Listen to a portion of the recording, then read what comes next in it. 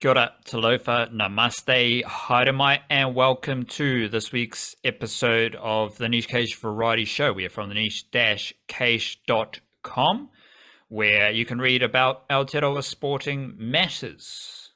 Usual menu of the footballing variety with the Flying Kiwis. Got a Kiwi-NRL spotlight on Shaun Johnson on the website as well, which we also broke down in our subscriber podcast for the Patreon whānau and those with a paid Substack subscription. We went in depth about Shaun Johnson. Is it his best season ever?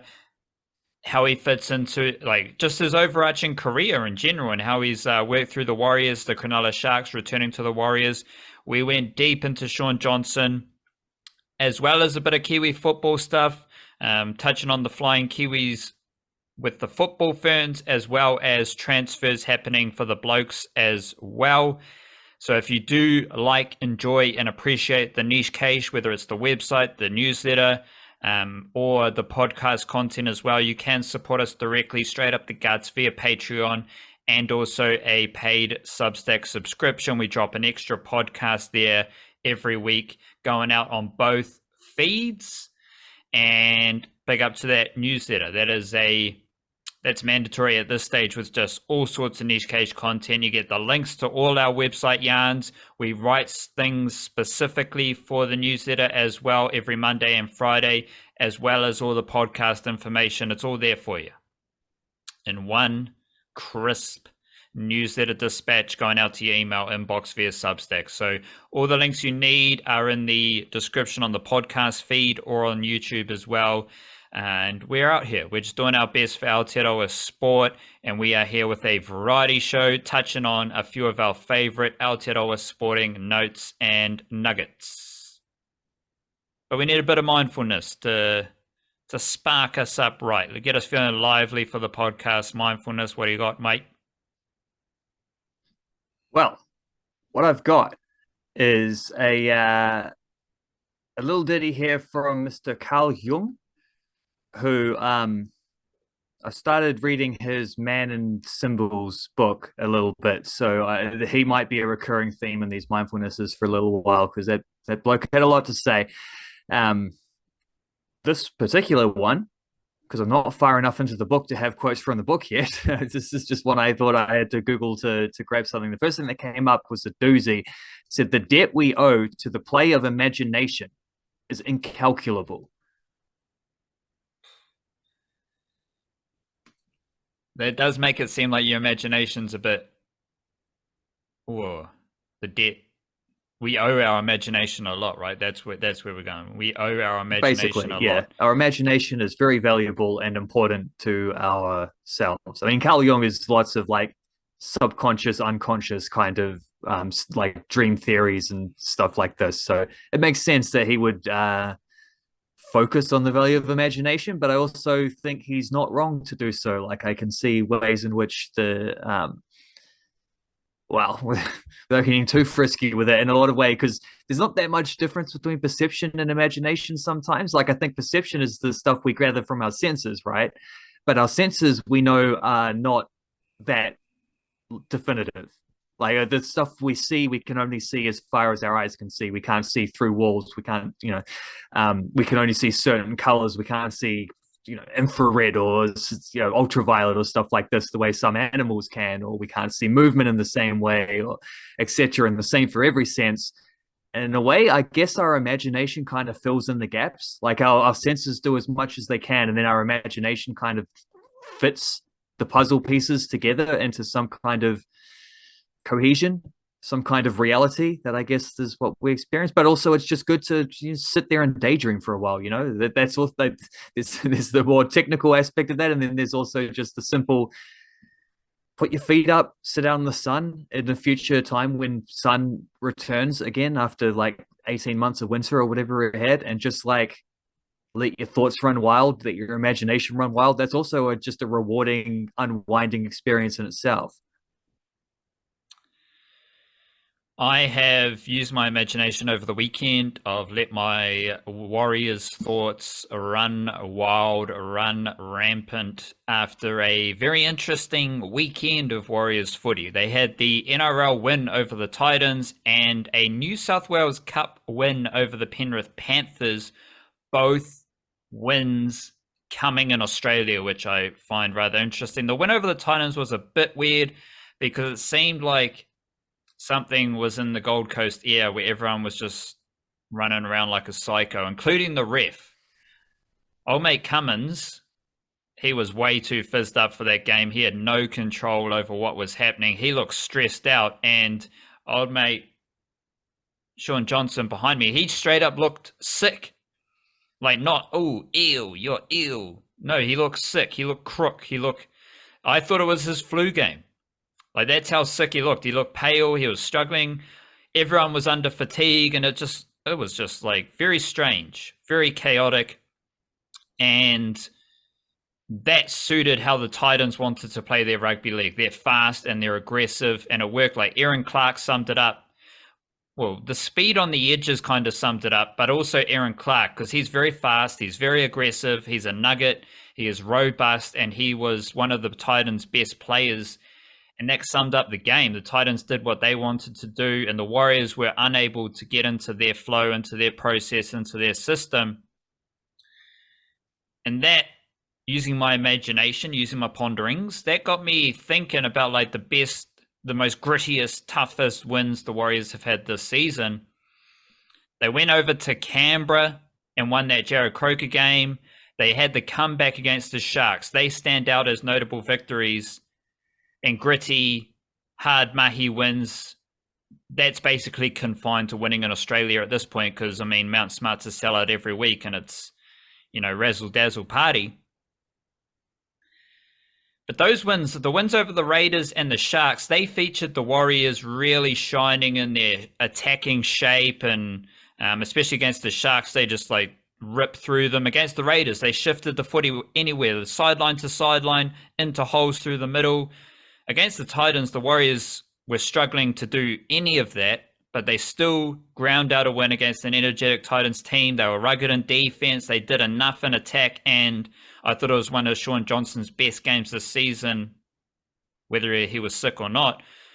The way he controlled the game, the way he dictated where the game was played, how it was played, that's why I wanted to write about Shaun Johnson in the Kiwi-NRL Spotlight this week. And the New South Wales Cup Warriors defeated the Panthers in Australia, in Sydney. So you got two really gritty wins for the Warriors in reserve grade and NRL. And that team that defeated the Panthers over in Australia, basically mostly local lads. Setutu, Moala Graham Talfa, Viliami Vaileas from Tonga went to Aotearoa College during his teenage years. Edward Kossi, Eden Ackland, Tom Ale, Tanistelle Smith, the youngster, Halasima, Keilani Going, Sifakula, My Michael Seo, Isaiah Wagner, Jacob Laban. 15, maybe 16 players. Not 16, 15, probably 14 players from Aotearoa in that New South Wales Cup team for the Warriors, who had a win over in Australia against the good Panthers team. Remember, the Warriors, they are basically emulating the Panthers system. So to get a win over the Panthers in reserve grade was mighty fine. And that's two hard mahi, gritty wins for the Warriors. That's all I was thinking about all weekend. Nice. I spent at least a little while. I spent most of the weekend watching Women's World Cup stuff, if I'm being honest, as far as the sporting ambitions went. But I did manage to sneak in Wellington Phoenix, the Australian Cup, on Friday night. Went rather late, but I'm getting used to watching Australian kickoff games in the evenings, games of football specifically. So this was the first opportunity we had to see the Wellington Phoenix under Giancarlo Italiano, Chiefy, the new coach. And he had been saying some things the whole way, like from his opening press conference when he was announced all the way through about how he wants to... He's gonna keep some of the sort of foundational stuff that Ufuk Talay preached in his time as the Wellington Phoenix manager, and obviously Chiefy served as his assistant, so there's a lot of continuity there. But he also wanted to change up a few key aspects, which really sounded, for one thing, like for starters, like there's the 4-2-2-2 formation would be gone, but he also didn't say what he was going to replace it with. So we've spent a lot of time sort of speculating, looking at the players they're signing, which youngsters seem to be getting opportunities. Like, how is this going? What are they going to look like? Well, we finally got to see them against Peninsula Power on Friday night, and well, first of all, they won. That was nice. It's nice and important.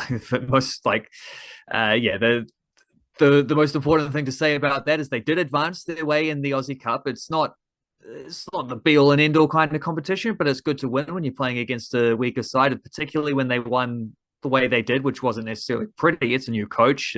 That's how it's going to be, but they did, I guess you could say, grind out a gritty win in their own way. In their first game in a new shape under a new coach, that's important. It worked pretty hard. Looked quite good actually in the first half for a 1-0 lead at halftime. Nico Pennington scored just before the break, but they weren't so flash in the second half where it got a little more even, and substitutes kind of took some of the steam out of it. Preseason as well, really, for these guys. So you would understand that the legs aren't fully there, and you're playing against an NPL team who are mid-season, and because that's a winter league, the NPL versus the A League. So there's a difference there in match fitness. Makes sense that even the stronger team would falter a little bit as they went. So they conceded an equalizer with about 20 minutes to go, ended up going to extra time, and then won it right at the death, about a minute or two before they were due to go to a penalty shootout, which I would have backed them in. I was backing them in. I thought Alex Polston, he's won a penalty shootout in the Aussie Cup last year. Thought he'd do all right, and I thought the Phoenix had enough sort of key senior players out there to be able to bury a few spot kicks and progress. So I was semi-confident that they'd do all right there, but they didn't need it because academy graduate Callum, well, depends on how you say graduate, because he's still an academy player, but two dudes that were called up from the reserves. Callum Nguyen breaking a little bit of space on the wing, whipping in a low cross. Josh Rudlin at the near post, poking that one through. 119th minute, there's your winner for Wellington Phoenix advance. That's the most important thing. Second most important thing about that, we're talking about what that formation might look like. Well, the glimpse there, it's not fully conclusive. Like, they were a little bit tricky. I think they had some ideas there. Like, there was sort of a little bit different when they had the ball versus when they didn't have the ball. I'd say their in possession shape was something around about that sort of 4-2-3-1 thing. You definitely had the two pivot midfielders, Rufer and Pennington. Curious to see Muhammad Al-Tai setting up at right back. They did say they signed him to be a central defensive midfielder, but they also did say that he's a guy who has the ability to cover fullback, and obviously Callan Elliott's left, so you need at least a little bit more depth there, so that's a handy thing to have. Finn Sturman started at centre back alongside Tim Payne, although Scott Wooden played the last half hour, which was when Payne moved to right back, which is interesting stuff. Lucas Kelly-Hield played at left back. The young fella, tall, very tall central defender, would have been the first time a few people got to see him. He was pretty good at left back, good in possession, made good decisions. There's tidy technique. Stuff we've seen from him before for the reserves, but it's good to see that progressing up to a higher level. And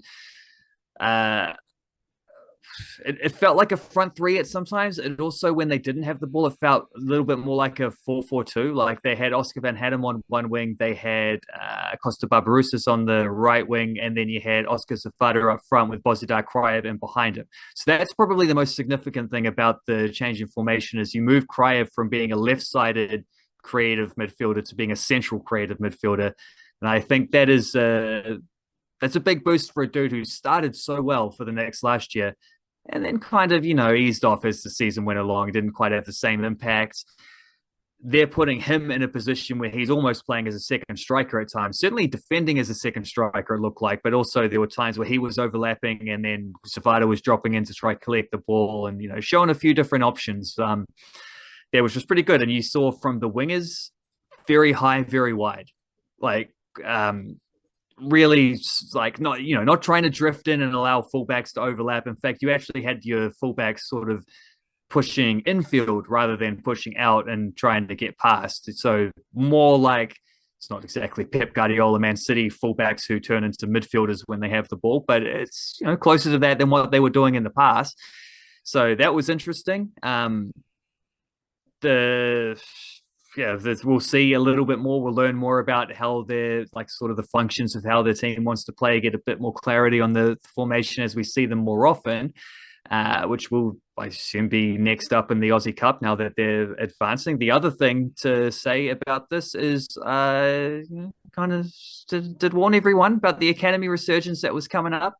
And that's exactly what we got here. It's normal Australia Cup stuff. Like they do normally give a couple of debuts to young guys, and this is pre-season, so you sort of lean on that a bit more. Squad's not fully put together, but we saw debuts here for alongside like Muhammad Altai, for example, playing at right back. We also saw academy players, Lucas Kelly-Hill, Josh Rudland, Ben Wallace, Kalen Nguyen, all getting debuts for the club.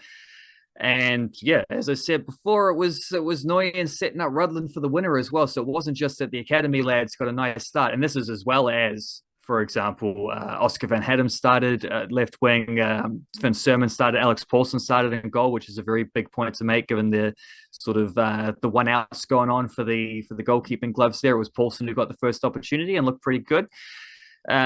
They're all academy dudes. You had Sam Sutton playing off the bench. It might have been someone else I'm forgetting as well, but I'm not sure. But yeah, in particular, you have four debuts for academy graduates amongst all these other guys, existing players getting minutes. It's just I did warn people. I said this was coming up, and here we go. Chiefy's as good as his word. He said he's going to give these dudes opportunities, and he's absolutely lent into that from the first game at least. And yeah, we will see how this progresses on the annual Wellington Phoenix Aussie Cup run. No A-League season yet, but the Aussie Cup. Who would have thunk it? Yeah, Love a bit of Aussie Cup football.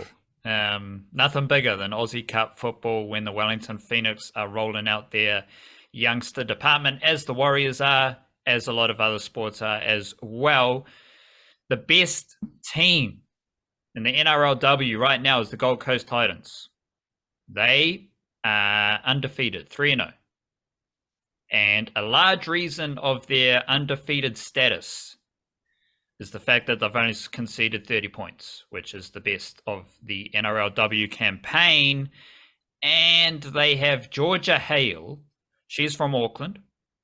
She made 56 tackles in the Titans' win over the Cronulla Sharks at 100%. 56 tackles, no missed tackles. And for anyone who loves to check out the NRL.com stats, no ineffective tackles, which does tinker with your overall efficiency percentage. So 56 tackles at 100%. That's par for the course of the season, because last round, again in the win over the Broncos, Georgia Hale, 50 tackles, no missed tackles. Game prior, Georgia Hale was terrible, 49 tackles and 1 missed tackle. So this season, Georgia Hale has made 155 tackles at 99.4%. In the NRLW, she's made the most tackles at the highest percentage. Next best is Samaima Taufa, 111 tackles. So, 40 odd tackles less at a lower percentage, 94.9%. And then you've got a couple of players hovering around 100 tackles below 95%. So Georgia Hale has made the most tackles by 40 tackles, and she's also missed 1 tackle this season, tackling at 99.4% efficiency. Hold up. She's also averaging 116 meters per game, which is her first season averaging over 100 meters per game. In fact, it's her first season averaging over 70 meters per game. So she is absolutely dominating NRLW right now for the best team, the Gold Coast Titans. Gold Coast Titans also have Niall Williams-Guthrie shining at center. She's settling into her footing nicely as well. What's your next Kiwi sporting thing? Next thing, it's Tall Blacks on tour, preparing for the World Cup. They've just finished up the first leg of this preparation tour, and it was in Japan. They played a doubleheader. They played 2 games over the space of a few days against the Japanese national team. And the first one, bit rusty. They lost. They started all right. They rebounded relatively nicely, but they I don't know, too many turnovers. They weren't quite on fire offensively. Makes sense. First game of the tour that you'd be a little bit sloppy. They are obviously working on new combinations. There is a first time in a long time they're going to be preparing for a big tournament without either of the Webster brothers, who so often help carry them as like top scorers as well. So there's room to step up there for someone else, and it's just as I say, understandable why they might be a little bit slippery out of the gates like that. Game two, brilliant stuff. 94-75 victory. They thrashed them. They absolutely dominated on the rebounding counts this time, including 15 offensive rebounds alone. They were far better. You had Ruben Tarangi leading the way. He had 20 points and six rebounds, I think it was. A few assists in there too. You also had Flynn Cameron, Isaiah Leafa, Finn Delaney, and Hiram Harris all scoring 10 plus. As a team, they shot 59% from the field and 42% from deep. I don't necessarily think that's the kind of efficiency you're going to be seeing from them at the World Cup, but it's good to know that they're capable of that on the right day.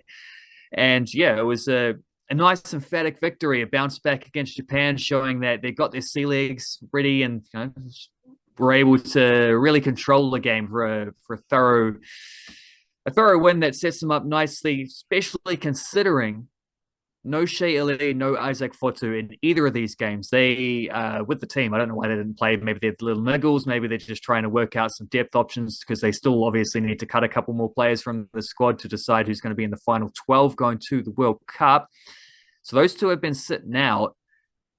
Arguably, their two best players, Isaac Fotu and Shea Ili. Like, your starting big man, your starting point guard, probably the two most influential guys on the roster. Two fantastic defenders as well as guys who can score and create. Like they did this without them, so there's room to improve there. They're now off to, I believe I saw Turkey. I think Turkey is like a stopover. Maybe they're just doing some training there because they're then going in about a week's time, a little bit less than a week's time. They're playing a couple games in Germany at a thing called the Super Cup, which is just an exhibition tournament where they play. They play two games. I can't remember who they play in the first one, but it's Germany, Canada, and China and New Zealand, who are the four teams there. Play a semi-final and then either a final or a third place playoff kind of thing there. It doesn't really matter. It's really just all World Cup preparation. Following that, they go to China again to face China again, or they follow China back to China to play the Solidarity Cup, which is basically the exact same thing, but just with a couple other different teams. So that's the World Cup preparation. And then on the 27th of August against the USA, they open their actual FIBA World Cup campaign. That's when the good stuff starts. This is all warming up for that one. I think we learned a good lesson from the football ferns that it doesn't necessarily matter how you go in the warm-ups. It's all about putting yourself in the best situation for the World Cup itself. How you go there is what defines everything else. So it doesn't really matter what happened before that. But it's nice to see them getting a nice big win over Japan in the second game, showing big improvements from one to the next. All aboard that Tall Blacks train ahead of the World Cup now. The Brisbane Broncos also had wins in the NRL and NRL Women. And I'm fascinated by some of just the Broncos as an overall Kiwi-NRL, NRL Wahine organization. I've talked a lot about the amazing youngsters coming through the Broncos system. They've got some of the best elite youngsters from Aotearoa in their system right now. But the thing I'm most interested in is how Jordan Ricky comes back into the team, because he was 18th man for their win over the Cowboys. And the Broncos keep winning without Jordan Ricky, but I think Jordan Ricky's the starting player on that right edge slot. And that goes hand in hand with Xavier Willison. Xavier Willison, like Dean Mariner, they'd be top 17 players at most other NRL teams. And Xavier Willison's massive. He's mobile. He can impact games. But I don't know where he fits into a full-strength Broncos top 17 in the same way Dean Mariner doesn't. But I think Willison, he might sneak into the rotation somewhere. So I'm very curious about how he fits in over the coming weeks. Jesse Arthurs is also a factor on the wing. And I don't think we're going to see much of Dean Mariner in the rest of the season. but you got to stay ready because injuries and suspension will happen. But the Ricky coming back into the team and how Xavier Willison fits into their bench rotation will be interesting as the Broncos gear up for finals footy. Willison's had a streak of games played off the bench for the Broncos, and he is impressive. For those who don't know, he is a Waikato junior. And good mix there for the Broncos. Dean Mariner's from Auckland, Jesse Arthurs is from Auckland, Jordan Ricky from Christchurch. The woman, well, Melehifunga, she scored 4 tries. And she continues to show the NRLW what a monster she is at centre. Her tries featured a lot of Gail Broughton setting up the inside work, which is a nice combination. I'm also curious to see how that develops. Aneta Nu'usala left the field with an injury. Haven't seen Tafito Lafa'ele, who was a Black Fern who moved to NRLW. She hasn't played yet, I don't think. So there's another player coming into their rotation to watch out for. But this was Melehifunga's breakout game for the Broncos in their win over the Cowboys. And also Gail Broughton, she's moved from fullback to number 6 this season. I don't think we'll see this anytime soon because Racine McGregor is the best halfback in the world, but the stars could align for a Gail Broughton, Tyler Nathan Wong halves combination for the Kiwi Ferns, which would be pretty interesting as well. But the Broncos, definitely one of the funkiest Kiwi-NRL clubs out there, men's and women's. Also, one of the best, just straight up. They get a lot of elite talent from Aotearoa, Melehifunga, Broughton, Nu'usala. Tell that story, let alone the players that I always talk about on the Blokes development kind of side. What else you got? I have got my headline note here from the Flying Kiwis week that was, which is a nice little parallel here, actually, because you had Alex Greive scoring a lovely goal, a sweet little header for St Mirren. Coming off the bench and setting up coming off the bench and scoring the winner for them in their opening game of the Scottish season. You also had Callum McCowatt about a day or two earlier coming off the bench and scoring a goal for Silkeborg, his new club in the Danish top division, who are a couple of weeks into their season, but this was his first goal for his new club. So two of these, I was going to say starting level All Whites players. It's a little bit hard to know for sure. There's certainly both regular squad members. There's a bit of depth behind Chris Wood there suddenly emerging for those attacking spots, and they do rotate a little bit. So Max Mata scoring a lot of goals, but Alex Greive and Callum McCowatt both getting their seasons up and running in the right fashion. McCowatt first, he obviously signed for Silkeborg from FC Helsingør over the off season after a few years at Helsingør, where he really finished in just hot form for them, including his goal for the All Whites against Sweden. I believe he scored 8 goals in his last 10 games last season for club and country. So incredible form from him, especially because a lot of that was facilitated by a drop into the midfield. So instead of playing out in the wing, he was playing deeper and then scoring more goals and having basically the best run of form he's had in his career. He's now kept that up because while it took him 3 games to score his first goal for Silkeborg. Sounds slow, but he's playing off the bench for a new team, so he's working his way in there. He's only played 80 combined minutes, and he's already scored a goal. And frankly, he could have had one last week too. He had a one-on-one saved where it just sort of run him through soon after he'd been brought onto that game as well. So he's having an impact off the bench. The way they play is quite nicely. They like the old Christmas tree formation. It's like a 4-3-2-1, so it just gets a little bit skinnier every way up the thing.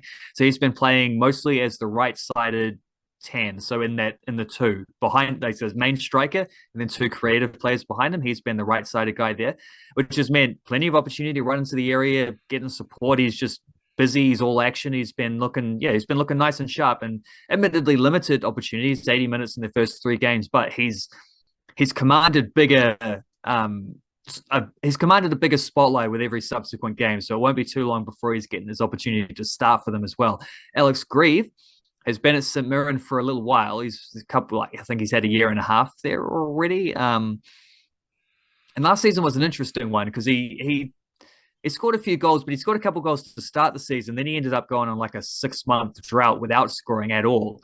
Then he scored a goal that broke that drought against a team called Hibernians, which is the team they happen to be playing in the first round of the league this season. And what should happen other than Alex Greive to come off the bench. They're actually 1-0 up when he came off the bench, but then they can the way that can't be right. There was I'm thinking of the McCowatt game. McCowatt came on and scored the equalizer, and then they went on to win it in the 92nd minute, something like that. Greive comes on, and his team were 1-0 up. They conceded an equalizer pretty much straight after he gets on there. But then a beautiful counter-attacking move in the 89th minute. He scores a great header. They win it 2-1. He gets the little plaudits. The funky thing about this is, like I say, he's been at that club for a little while, and they've signed a bunch of new strikers. Like, they've been trying to figure out some options there. He's just sort of a solid squad player there, and starts some weeks, doesn't start other weeks. He actually didn't play at all last week in their last League Cup game as they worked out all their, I think it's like 3 or 4 new attacking signings they had there. They named a very similar squad for their first league game of the season, but one of their new strikers, a French fella, gets injured in warm-ups. Because he's injured in warm-ups, they promote a guy off the English fella off the bench to start instead of him, who was the guy who was playing instead of Greive as this attacking sub last week. So presumably everyone just moves up a spot. So Greive might have still got it on there in the last few minutes and scored that winning goal anyway, but it does seem like the opportunity he got was boosted by the fact another guy got injured. And what do you do when you're facing challenges for your spot like that? You take your opportunities when they come along. He hasn't always done that for Samaritan. You can never doubt the effort, the energy, the work rate from him, but he hasn't necessarily always put his chances away. Here he did. Perfect way to start the season, scores a winning goal, gets the headlines. Exactly what he needed to do for a club that has bought like 3 or 4 other players contending for his minutes. Well, you know, they didn't score the winning goal against Hibernians. Alex Greive did. Alex Greive has now scored in back-to-back games against Hibernians. And funnily enough, the team that Callum McCowatt scored against, Visually Bold Club, that's the 3rd time in a row he's scored against them, because he's in that 8-goal and 10-game streak. They played them twice, and he scored in both of those games, and he scored in this game as well. So both of those guys are in good form to start the season. Both of them also, they know how to pick their battles. They know which teams they like to target. Dylan Brown and Wiremu Greig return to the Eels team. Obviously, Dylan Brown, full game. Dylan Brown also was pretty damn impressive in his comeback performance for the Eels. He had a try assist. He also had a line break. And Dylan Brown, for those who don't know, he averages 143 running meters, which is excellent. He's got a pretty impressive 93 tackle efficiency percentage as well, and he's on track to beat last year's 17 try assists. He's already got 13. Wiremu Greig, also from Northland, so you had the 2 boys from Whangarei returning to the Eels team. He only played 8 minutes off the bench, but he did have 7 runs in 8 minutes, which is a pretty hearty effort. His workload will increase because he was playing... He had 50 minutes and 47 minutes as a starting prop prior to his injury. So just a comeback stint off the bench for Wiremu Greig, but he will develop into a greater role as the Eels chase finals footy. They're currently 9th in a bit of a logjam for the top 8, which the Warriors aren't in. Praise Jah. Another quick little Aotearoa sporting nugget from yourself there. No, that's me. I'm done. I combined McCowatt and Greive. So if you got another one, fire away. I'm stacked. Because we had another monster performance. Speaking of tackling, speaking of youngsters from Aotearoa doing amazing things, Siua Wong. And we can update this now. He is officially listed as a Burnham Manurewa Junior. So Burnham is in Christchurch. There's a military camp there. A couple of Kiwi-NRL youngsters or lads come from Burnham before moving on elsewhere. And then Manurewa was obviously in South Auckland. When I wrote about Siua Wong playing every level of footy except NRL last season, I could only find him going to Mount Albert Grammar School, playing a bit of rugby there before being shipped over by the Roosters in a pretty heavy investment from the Roosters. Like, they weren't doing the fly-in, fly-out thing. They just sent Siua Wong to Sydney, put him in one of the best schools in Sydney, play first 15 rugby, and play SG ball jersey flag for the Roosters. So it was a huge investment from the Roosters for a youngster from Aotearoa, and he just came out of nowhere, starting edge forward for the Roosters, 80 minutes. Previously, he had played 3 games, 26 minutes, 16 minutes, 14 minutes, and he made 55 tackles with 3 missed tackles. So he's no Georgia Hale, but he made 55 tackles in 1 game, I've got here he had made 40 tackles in the 3 games prior. So Siua Wong, he's rising up through the ranks for the Roosters. He had been mainly playing New South Wales Cup prior to this, and then he pops out with 55 tackles in 80 minutes against the Sea Eagles. Also got an update of some certified Kiwi-NRL status as a Burnham and Munyariwa Jr. So big up Siua Wong, and a Roosters team who are also, they're a bit further down the ladder in 12th, but they're hunting finals footy, and the amount of Kiwi-NRL lads in that Roosters team, I'd like to see them crack finals footy as well. You can lead us off for the musical jam. Musical jams. Well, most of them went into the old albums jukebox last week, which went up live. The best selections from whatever the last month was, July. must have been July. And included in that, I think I've talked about a few of them as the month went along, but one that I didn't mention was the new Oxbow album, which is very cool. Big fan of that band. Sort of like I think avant-garde is the only way to describe them, because they touch on quite a few different genres, but it's very hard to find something that actually encapsulates them. So we'll just say they're one of those bands that stay ahead of the curve. That album was pretty cool. Different style from them to what they've done in the past. A little bit more melodic and slower, and sort of like getting into their like Nick Cave, older Nick Cave years. But that's cool. In terms of stuff that's coming up, I mean, one of my absolute favorite bands in the world, OC's, dropped a couple new singles now. They're obviously leaning towards something. So that one has certainly got me. Got my attention, got me perked up. What else have you got to serve up yourself? Global music. We got London Drugs. They got a new song, Summer Madness Freestyle, which is just some, lazy poetry from Jay Worthy and Sean House. Also got a new song from Shepherd's Rain, the Samoan heavy metal. I don't know how to classify that, hardcore rock and roll, but it is a bit of heavy metal. They've got a new song called Nafanua. Obviously, those who don't know Shepherd's Rain, Samoan heavy metal. In the same vein, we've got Alien Weaponry with their Te Reo heavy metal. So big up to them. But a new track from Shepherd's Rain and a completely different vibe. We've got Amiria Grinnell, her song Romeo, which is a bit more folky. And it was a jolly old listen. It was a good vibe. So shout out Amiria Grinnell with her track Romeo. So bit of an extreme there, Samoan heavy metal and some folk music, but that's what we do at the Niche Cache. We just spice it up, bit of funk, bit of Samoan heavy metal, and a bit of folky avant-garde music as well. Big up yourself, love yourself, kia kaha, stay beautiful. We'll be back on Thursday with another podcast. Cheer.